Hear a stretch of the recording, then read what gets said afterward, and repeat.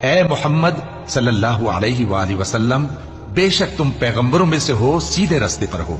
یہ قرآن غالب و مہربان کا نازل کیا ہوا ہے تاکہ تم ان لوگوں کو جن کے باپ دادا کو خبردار نہیں کیا گیا تھا خبردار کر دو کہ وہ غفلت میں پڑے ہوئے ہیں۔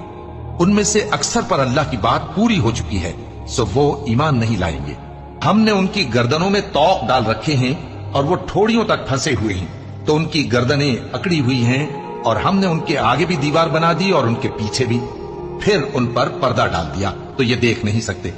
اور تم ان کو خبردار کرو یا نہ کرو، ان کے لیے برابر ہے، یہ ایمان نہیں لائیں گے۔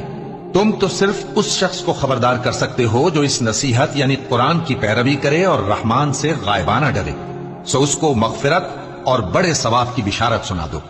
بے شک ہم مردوں کو زندہ کریں گے، اور جو کچھ وہ آگے بھیج چکے اور جو ان کے نشان پیچھے رہ گئے ہم ان کو قلم بند کر لیتے ہیں۔